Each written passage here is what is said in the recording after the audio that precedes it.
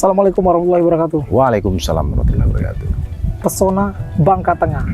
Kesini bayi. Nah, itu dia tagline yang memang sudah terus digaungkan, ya kan, untuk terus memajukan pariwisata Bangka Tengah. Saya, Bang Edi, akan mengajak Anda berbincang-bincang lebih luas lagi. Kali ini untuk khusus Kecamatan Koba. Ada apa saja di Koba? Objek wisatanya apa saja?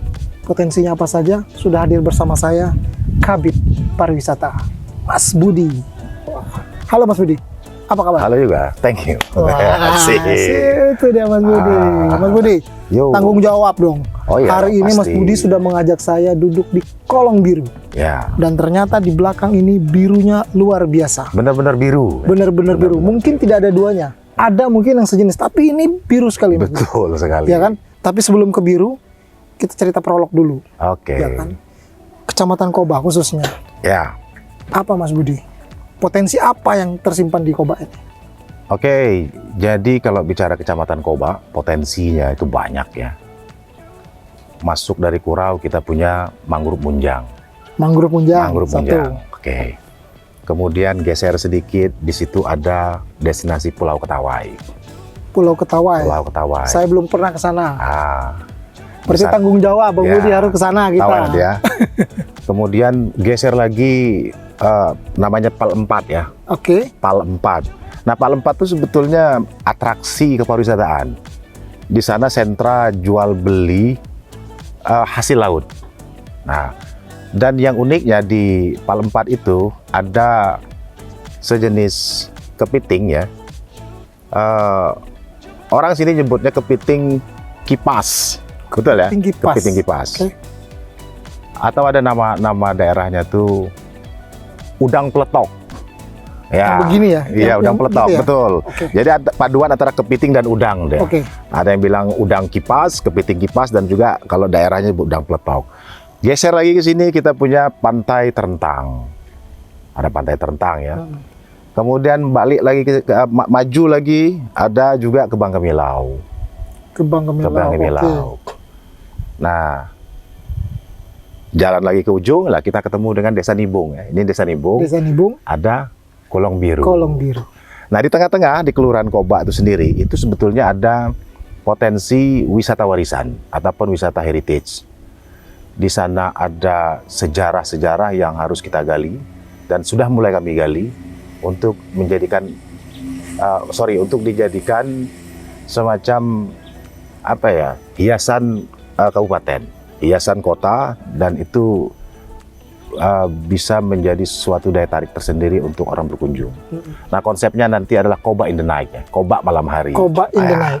Koba malam hari. Berarti bakalan berbeda di suasana malam. Ya, ini sedang kami rancang bersama teman-teman di bidang pariwisata. Tapi Begitu. kalau di Kobanya sendiri, kan banyak tadi ya, dari ujung. Ya, Ada Munjang tadi, Betul. kemudian ada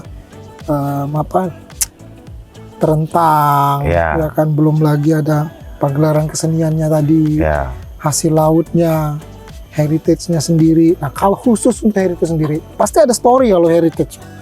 Ada Ya, sejarah di situ. Ada sejarah, betul, ada sejarah di situ. Jadi sebetulnya kita bicara toponimi sedikit nih, Oke. toponimi. Nah, toponimi Koba itu ada bermacam versi ya. Ada dua versi yang sudah berkembang, yaitu asal kata Koba ya. Asal kata Koba, ada versi pertama itu menyatakan bahwa itu dari buah asam Koba. Itu versi pertama. Dan kemudian ada juga versi yang kedua, yaitu terkait dengan keberadaan kapal tongkang atau wangkang. Itu namanya, nah kebetulan nama wangkang itu namanya Kobe.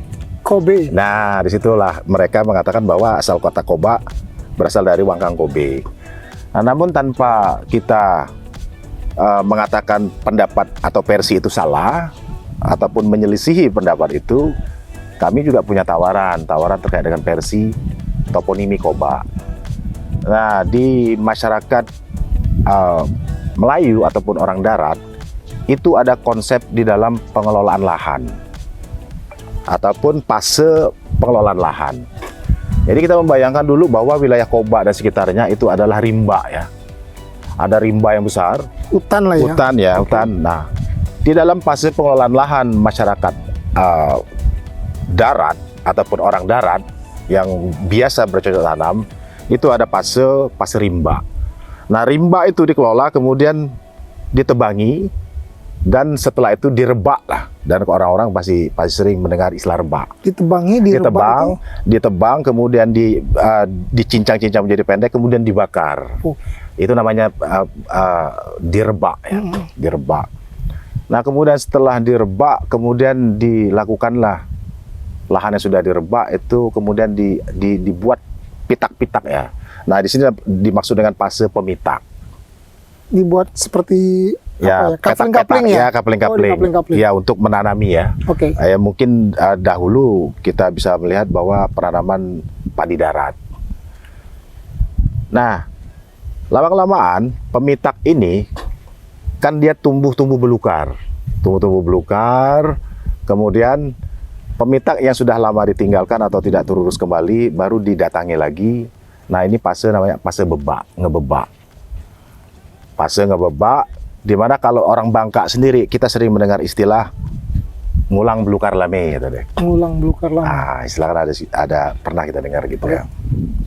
Dan setelah fase bebak, kemudian ditanami oleh berbagai macam komoditas pertanian dan dengan bermacam-macam tanaman. Itu namanya fase bekubak atau kubak. Bekubak. Ya, dikubak. Bekubak. Ya, kan ada kita kan, Ya. gimana Kak, bekubak nih, nah, gitu kan.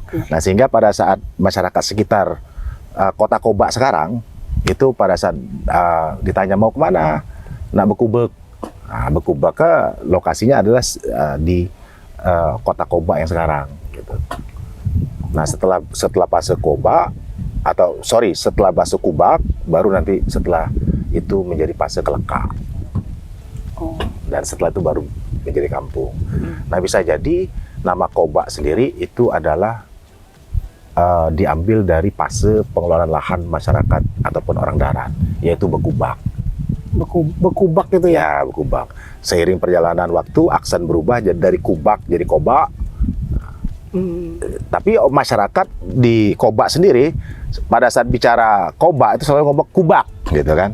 Nah, kemana ya ke kubak? Nah, ke kubak. Dan bahkan misalkan kita tanya ke orang terentang atau orang belilik atau orang yang penyak kurau, nah kemana nih? Mereka akan menyatakan, nah ke kubek. Nah, ke kubak. Nah, iya, nah ke kubek. Oh, iya. Nah, dari kata bekubek tadi itu. Iya. Itu jadi kami menawarkan alternatif baru bahwa toponim atau asal kata kota Kobak itu berasal dari fase di dalam pengelolaan lahan, gitu. Tapi kalau yang sebenar-benarnya yang memang sudah banyak dipahami oleh orang, ya, dari Kobak ini sendiri apa yang benar-benar sudah di ini? Yang tadi kah? Toponimnya? Iya, toponimnya sendiri. Toponimnya sepertinya memang harus kita luruskan. Saya harus mengatakan bahwa sepertinya ini mendekati ilmiah yang fase pengelolaan lahan tadi. Oke. Ya, fase ataupun tahapan pengelolaan lahan, yaitu bekubak tadi. Bekubak tadi Bekubak, ya? Oke, jadi itu kan pengetahuan Ya. yang mungkin bisa menambah wawasan kita semua ya, pemirsa Bang Ya. Pos. Jadi mungkin boleh juga nanti kalaupun ada yang mungkin bertanya, oh Bang, mungkin bukan bekubak Bang, tapi yang versi yang lain Bang, yang ini nggak boleh-boleh apa-apa. saja. Boleh-boleh saja, Ya kan kan, saya nanti bilang. kita bisa berdiskusi. Jadi kita mencari yang mana yang paling Ya, tepat. oke, betul. Saya juga di awal sudah mengatakan ini kami menawarkan alternatif versi baru. Betul. Gitu. Yang pasti tujuannya adalah bagaimana kemudian membangun konsep pariwisata Ya. di Kecamatan Kobak. Kalau khusus di kotanya sendiri, Betul. Kelurahan Kobaknya sendiri, memang sejarahnya kental di situ. Iya, kita harus mengangkat masalah sejarah di situ ya. Mungkin bisa sedikit Bang, sejarah mungkin di Kobak di kotanya sendiri apa aja Bang? Iya, di kota Kobak itu sendiri pada tahun 1727 ini saya dapat dari sejarawan Bangka Belitung ya. Saya berguru juga Ya. dengan Datuk Amal Elpian. Nah, nanti Datuk jika menyaksikan ini, mudah-mudahan tidak salah. Kalau salah, marahi saya. Nah, gitu, ya. Dan mohon koreksi. Jadi di tahun 1727 itu Sultan Anom Alimuddin pernah membuat benteng pertahanan di areal Sungai Kobak. Saat ini, Ya. sungai itu dikenal dengan Sungai Birok. Nah, Oke. sebenarnya itu Sungai Kobak. Ya. Hmm. Nah, di situ dituliskan bahwa Stokade of Kobak di tahun 1720. Stokade of Kobak. Iya. Artinya? Stokade itu Sungai. benteng ya. Oh, benteng. Nah, kemudian kita lihat ada sekarang menjadi perpustakaan Kobak itu adalah kantor residen dan juga kantor pertimahan. yang ada.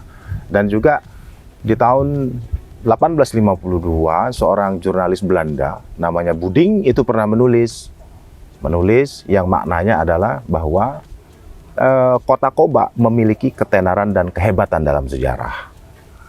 Jadi orang Belanda yang ngomong gitu. Jadi bukan orang Nibung yang ngomong, bukan orang Kubak sendiri yang ngomong, tapi orang Belanda yang ngomong. Ibu kota Koba memiliki ketenaran dan kehebatan dalam sejarah. Tentu kaitannya dengan pertimahannya. Oke. Makanya begitu kental ya Koba ini sebenarnya dengan timah. Betul. Kalau bicara soal timah, soal sejarah berarti benar kaitannya dengan apa yang ada di belakang kita ini. Nah, kan itu kental sekali. Kenapa? Karena ini juga sebenarnya benar Bang, ini hasil ini kaulin ya. Ini pertambangan juga, kaulin kan? ya. Pertambangan kaulin kalau ini belakang. Iya. Kaulin.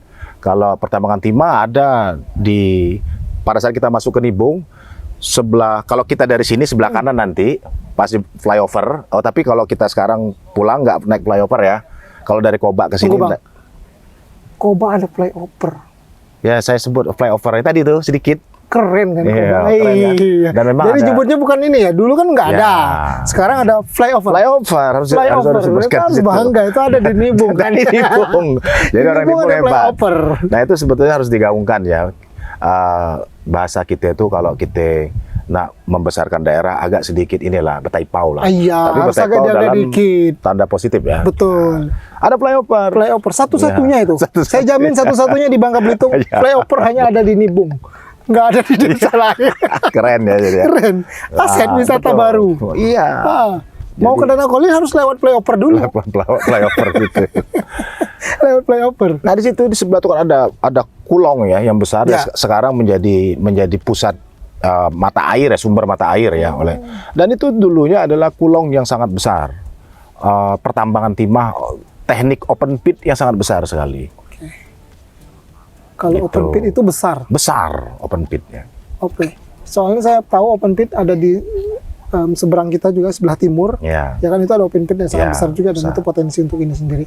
Nah, kalau yang di belakang kita nih Bang, Sibiru. Sibiru ini luar Sibiru biasa ini. Ada story khusus nggak soal Sibiru? Nah, kalau story khusus, saya sepertinya harus bicara, ngobrol-ngobrol. Namun yang terpenting di belakang kita ini adalah konsistensi masyarakat Nibung melalui BUMDes dan melalui pemuda-pemuda Pokdarwisnya untuk mengelola tambang yang tadinya tak bernilai. Ini kan semak sekali ini. Betul. Kalau bahasa Bangka, semak nih. Besemak. Nah, dengan semangat yang satu, mereka mengelola ini menjadi destinasi wisata yang sangat banyak dikunjungi oleh pengunjung. Sangat banyak dikunjungi, sangat tenar. Sangat tenar. Ya kan? Sangat jadi kalau orang mau ke Nibung itu orang taunya Kolong Biru ini sendiri. Nah, memang banyak orang mengenal dengan Danau Kaulin, dan ini tulisan di belakang I love Kulong Biru itu mengembalikan kepada kearifan lokal. Betul. Ya, karena ini kan Kulong kalau kita sebut. Betul. Kita nyebutnya Kulong Biru. Oke. Bang, kalau untuk konsep sendiri di Kecamatan Koba ini sendiri, sebenarnya konsep yang pengen dibuat oleh dinas itu apa sih Bang? Kalau kami dinas, kami mengikuti dengan perkembangan pengelolaan ya. Kalau misalkan seperti ini kan memang betul-betul bentukan alam. Tinggal nanti ditambah atraksi. Kawan-kawan pengelola juga yang pasti dari BUMDes dan Pemdes itu sudah punya pandangan tersendiri terkait dengan pengembangan destinasi ini. Nah, jika yang kita lihat kembali ke Mangrove Munjang itu sudah menjadi konservasi ya, mangrove ya. Nah, alamilah seperti itu dikelola oleh kawan-kawan gempa ya. Kemudian kita ke sana ada juga Perigi Tujuh, Perigi Tujuh atau Sumur Tujuh. Sumur Tujuh ya. Nah, kenapa saya ngomong Perigi Tujuh? Karena ini karena ini saya ingin mengembalikan itu ke kitahnya, itu kearifan lokal. Saya sepakat itu. Perigi Tujuh, karena orang Melayu tak pernah menyebutkan perigi itu dengan sumur. Iya. Nah, gitu. Dan kayaknya lebih eksotis deh. Lebih eksotis, Perigi Tujuh. Perigi Tujuh. Cara penyebutan Tujuh, Tujuh. Iya. Gitu. Perigi Tujuh. Perigi Tujuh. Jadi memang aksen orang terdahulu menyebut Sumur Tujuh sekarang itu dengan Perigi Tujuh. Iya. Nah, kemana nih? Perigi Tujuh. Gitu. Nah, kemana? Ke Kubak. Ke Kubak atau ke Kubek. Harus kita pertahankan aksen itu. Dan mungkin orang Nibung di sini pun pada saat nanya, ikan kemana? Nak ke Kubek, suat. Nanti silakan tanya ke Pak Kades. Mana Pak Kades tadi ya? Astaria ya, Pak Ya. Astari. Silakan tanya nanti ke Pak Kades. Benar nggak yang saya sampaikan bahwa orang Nibong kalau nyebut kobak itu kubek? Gitu. Kubek. Oke. Perigi tujuh. Perigi tujuh, kita Bukan kembalikan. perigi tujuh. Bukan perigi tujuh ataupun sumur tujuh, bukan. Betul. Karena ini ada statement yang luar biasa, statement terkenal dari Abang Pahang, Datu Abang Pahang Dita Menggala.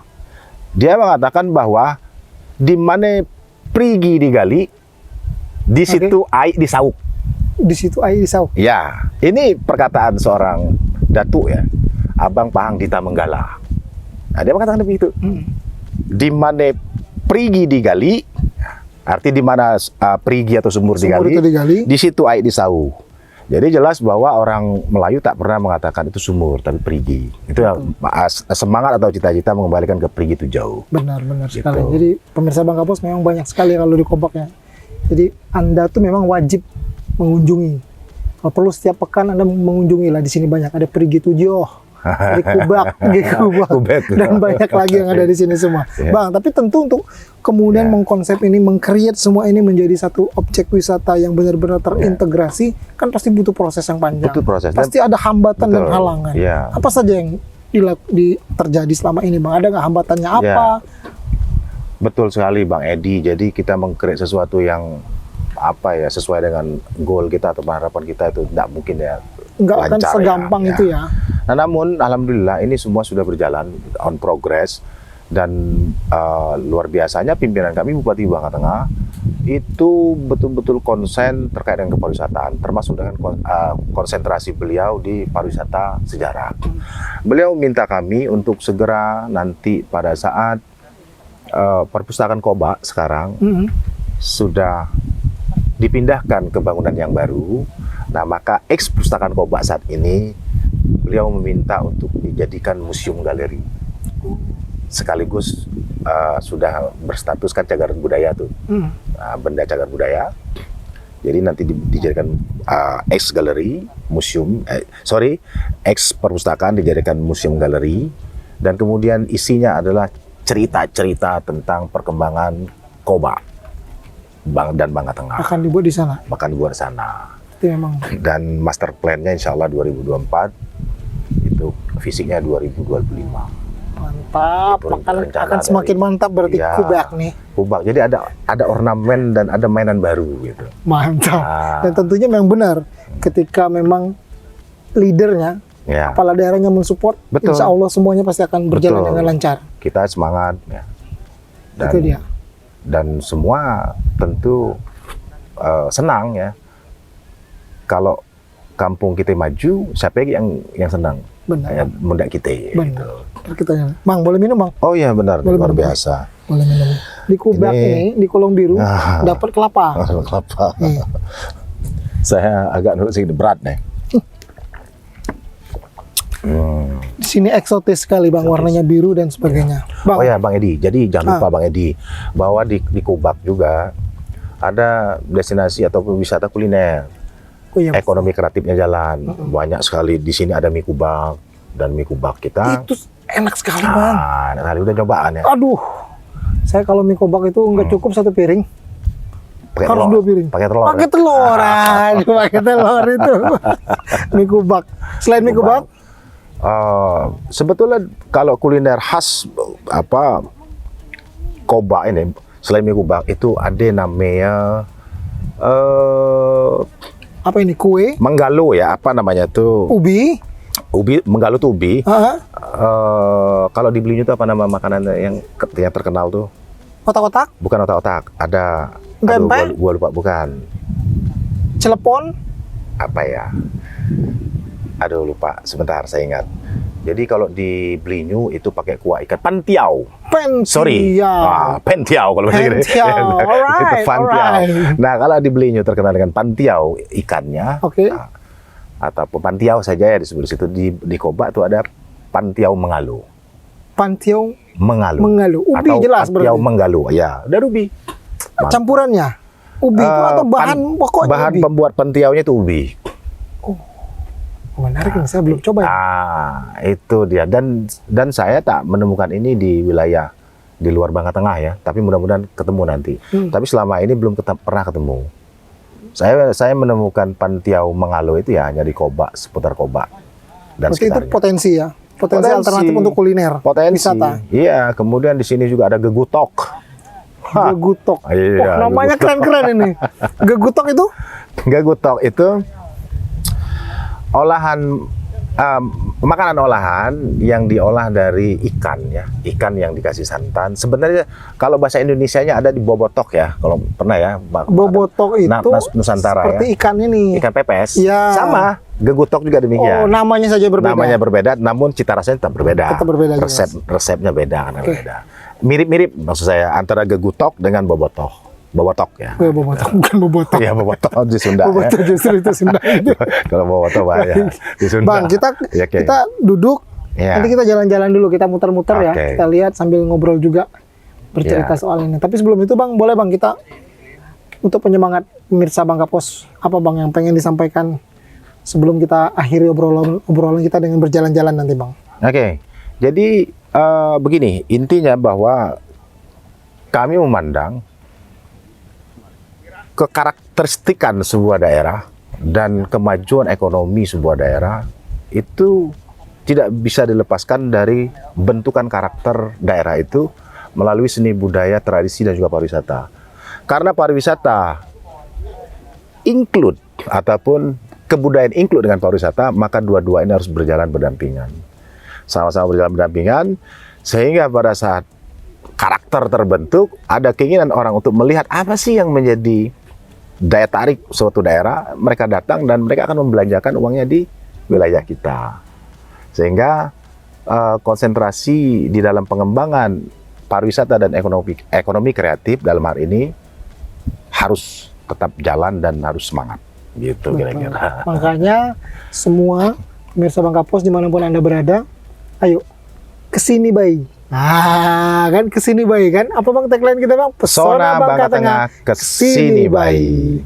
Baik, saya pamit Saya undur diri. Miranda, Bersama Bang Ocha. Bang Ocha. Ya, biar lebih ketopnya Bang Ocha, tapi Bang Randa ya panggilnya. Bang, Randa, Bang ya. Randa. Kami pamit undur diri karena mau jalan-jalan, mau keliling-keliling dulu. Nanti biar kebagian kalian di nonton aja di kami ya, di video kami. Ada di Bangka Pos, ada di YouTube-nya juga, di Bangka Tengah juga ya. Iya, Apa tadi? IG-nya Bangka Tengah? IG pariwisata Bangka Tengah. Pariwisata Bangka Tengah. Ya. Pamit undur diri. Assalamualaikum warahmatullahi wabarakatuh. Pesona Bangka Tengah. Kesini bayi.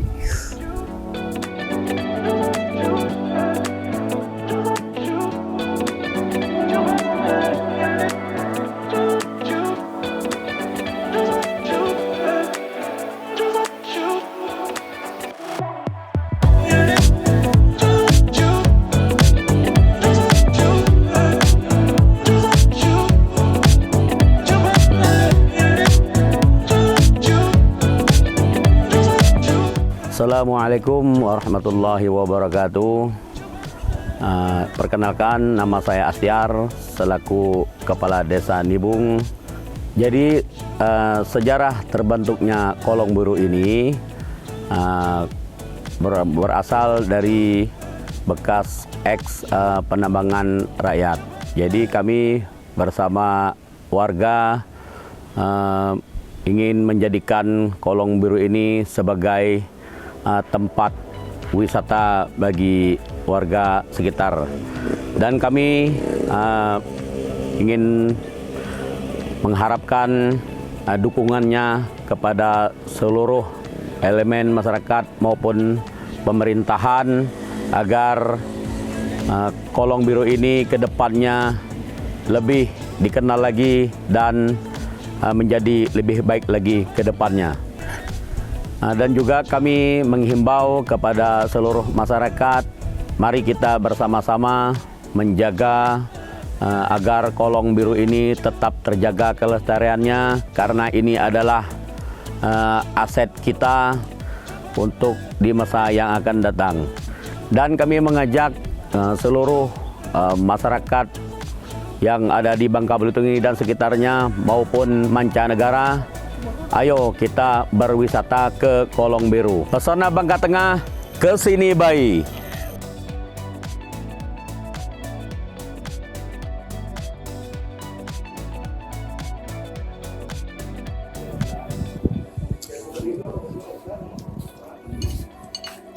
ini adalah kuliner khas bangsa. Maka lembah Belitung pada umumnya lembah kuning. Dan lembah kuning ini tidak sembarangan siap, dan lembah kuning ini tidak sembarangan ikan. Nah, orang-orang terdahulu yang ahli terhadap jenis-jenis ikan, dia mengetahui ikan yang paling cocok untuk lembah kuning. Dan bahkan ada pendapat yang salah kalau ikan tenggiri itu cocok untuk lembah kuning. Enggak, ternyata. Saya dapat ilmu dari orang tua ya. Ternyata kalau ikan tenggiri itu cocoknya untuk dipanggang dan tidak cocok untuk lembah kuning. Nah, untuk lebih jelas, ikan apeba yang pas untuk lembah kuning, kita minta narsum langsung ya. Oke, kalau untuk ikan lempah kuning itu pada dasarnya itu adalah ikan karang boleh. Nah, kalau di tempatku itu ikan-ikan ekspor seperti ikan manggali, ikan bulat, sama ikan cantik manis itu adalah ikan yang cocok untuk lempah kuning. Kalau untuk ikan-ikan endemik seperti ikan baung seperti itu yang paling enak untuk dibikin menjadi lempah kuning.